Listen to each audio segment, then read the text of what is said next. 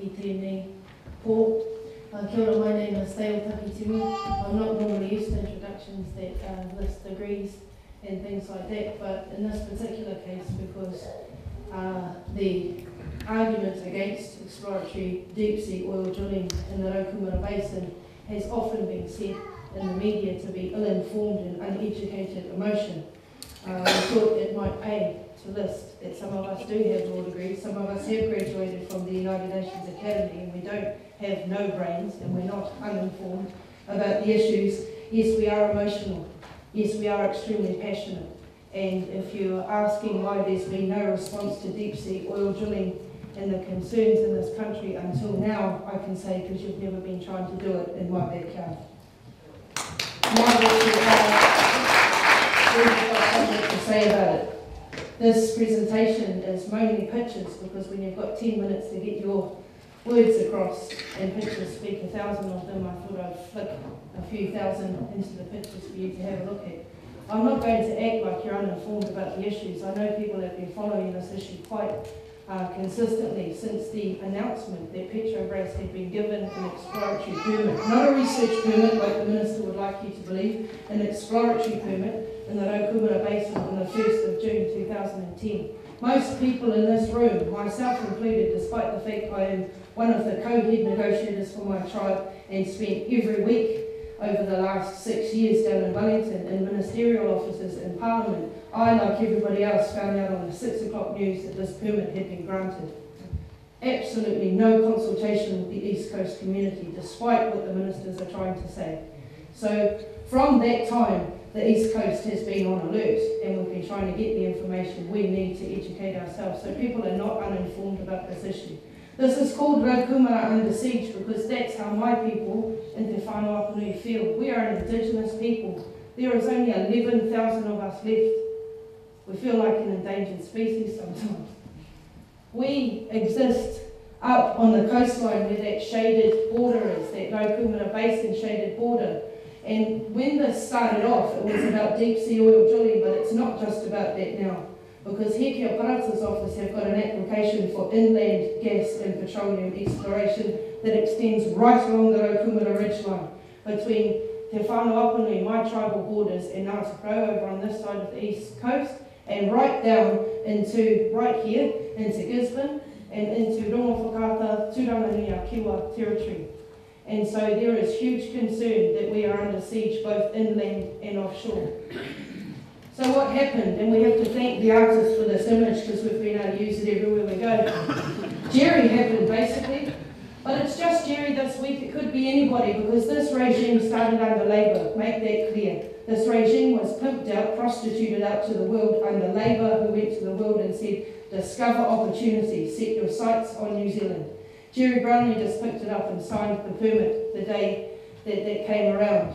These are called nationalised minerals after they were taken by the Crown under the Crown Minerals Act. Taken because it was just a unilateral decision to put those into legislation at that time. No consultation again with anyone, let alone the Indigenous and treaty rights holders in this country. The Crown then assumed the unilateral rights to provide permits, allocations and receive royalties for those minerals. This is the document that was sent out to the world, to the petroleum companies and to petroleum conferences. And the petroleum block offer over the Raukumara Basin basically asked companies to tender for the right to explore. Petrobras won that permit, and it is over 12,000 square kilometres off the east coast, right where that target, ironically, is. In the 3rd of April 2011, Petrobras commenced their seismic survey of the Raukumara Basin. When the government pitched the foreshore and seabed issue to New Zealand, they promised it wasn't about foreign oil companies. They said it was about ma and pa taking their child to the beach to have a picnic. They said this is going to be access for everybody. It's not access for everybody, it's access for the government and their big oil mates. And we found that out in Whanau Apanui when we went out to protest about it, and the government moved 3 Navy warships in to police that foreshore from us. 3 Navy warships and the Air Force Orion were brought in. That's access for everybody in this country, according to the government. This is basically part of a huge agenda the government has to strip out fossil fuels from this country. We're obsessed at the moment, politically, down in Wellington, that big roundhouse. They're obsessed with trying to catch up with Australia economically. So let's make ourselves like Australia and just rip everything out of the... and just rip everything out... Is it working? Just rip everything out of the water, rip everything out of the earth. And that's Australia's approach, so New Zealand, because we so desperately want to catch up with them, should go along and do that too. We come from a people whose worldview is very different from that, and we don't look at the ocean and think, woo, look at those resources. We don't view the earth as resources that need to be exploited by human beings. We view the earth as something we should live in harmony with, not in competition with. And we think that is a responsible way to hand this planet on to future generations. So basically what we already know inside the Raukumara Basin, because the government scientists have told us, this is a tectonically unstable area. And those of you that live on the East Coast know that. We get a few rattles every now and again, including a week ago in Ruatoria, quite a big one, that shook us quite severely. That's my baby making all that noise.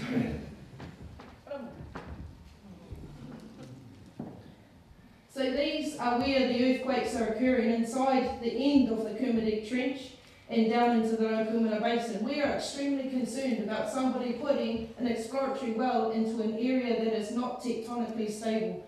And the government officials are telling us it's not, because they've been tracking these earthquakes ever since the permit was granted.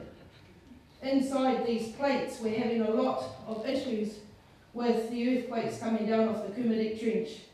We know, because people say to us, oh, you're just scaremongering. We know, even without a spill at the depth that it occurred in the Gulf of Mexico, that there will be huge environmental risks and impacts if there is an exploratory well. Make no mistake, the well that exploded and caused all that problem in the Gulf of Mexico was an exploratory well, not an extraction one. They too were just going for a look.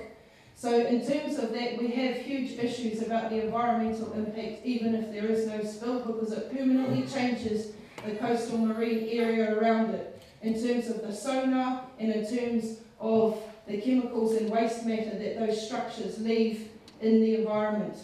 The Gulf of Mexico oil spill is well known. It's basically been locked onto by our people because this was occupying the 6 o'clock news story immediately before the permit announcement that Jerry Brownlee had given the permit to Petrobras, because the Gulf of Mexico spill was happening at that time. And yes, we will import pictures to tell you what that looks like, because we don't want this for our grandchildren. We absolutely do not want this. And this, money can't fix. And so for us, we are extremely concerned, we are emotional, and it's not uninformed. And this is what the bureaucrats look like when it all goes to cake. They say, wasn't me. And they can go back to their apartment somewhere because they don't sustain themselves off the coastal marine area like our people do, like the people of Gisborne do. Most people love living in Gisborne because of the lifestyle, because of the sunshine, because of the surf, because of the beaches, and the wide open places. We actually don't crave development like everybody tells us we should. And we say, surely that won't be like that here. So we did a comparison in terms of the Gulf of Mexico and the Raukumara. They're both exploratory rigs. They're both owned by profit-driven oil companies. And the US had no compulsory fail-safe regulations requiring a mechanism to stop that spill. When we asked the Ministry of Economic Development, they confirmed in New Zealand there are no compulsory fail-safe regulations here either. The only difference is one was a BP-owned rig and one is a Petrobras-operated rig. And in fact, Petrobras are proposing to drill in an area which can be significantly deeper than what they drilled in the Gulf of Mexico. The report about the Gulf of Mexico, the Deepwater Horizon rig, defines that area from the scientists, the top scientists in the world that gave evidence, define that area as deep space. They call that deep space because it's dark and it's cold and they have no idea what's happening there. And it's basically the great unknown, so they call it deep space. And they want to come into deep space in our backyard and think we're not going to have a reaction about that. They've got to be crazy. So this is Petrobras. This is Petrobras's Platform 36 oil rig, quite a famous disaster, collapsed, exploded, dragged its pipeline behind it like the Gulf of Mexico, spilled out on the ocean floor. Petrobras officials claimed insurance because economically it was too much for them to clean up. And they got in their boats and went home. And the people of the Amazon get to clean that up. This here is not a Petrobras disaster. This is Petrobras on a good day. This is one of their functioning oil rigs. So it doesn't matter if there's no spill in the Raukumara Basin. That is not something I want my grandchildren to wake up to. And that's what we were deeply concerned about when we went to negotiate foreshore and seabed issues with the government. We never cared about Mānpa having a picnic. People around the East Coast know that. The beaches have always been open. We were concerned about waking up one morning and seeing an oil rig, and that's exactly what we're getting. This is basically Petrobras's record as we know them. So we say, well, in New Zealand, can we cope with that? And this is what we get. Political spin. We get my very, very, very close relation from Wharepunga here, my very close relation, saying, we've got over 400 people around the country that can deal with an oil spill. The Gulf of Mexico, they needed over 6,000 vessels to deal with it, not 400 people. And they said, no, we've got an oil spill response plan. So we looked up the plan. It's available on the internet. Don't have to read all the words here. They've helpfully named all the boats, nice Māori names, so that we feel more comfortable about that. These are the boats. That's New Zealand's oil response plan. A picture can speak 1,000 words. There are 3 of these boats in the country, 3 of them. And those boats are not actually certified to go out of inner harbours. So what the hell they would be doing, deep sea in the Raukumara Basin, I've got no idea. But the government, when they're telling you everything's going to be okay, you know the government, I don't have to tell you can't trust politicians. Sorry. We are done? My 10 minutes is up, so I'll just leave that. But that's the nature of our opposition and why we're opposed to it. And we hope that the Tai Rāwhiti, Gisborne included, will stand up and get themselves informed, more informed, and make a noise about the way forward.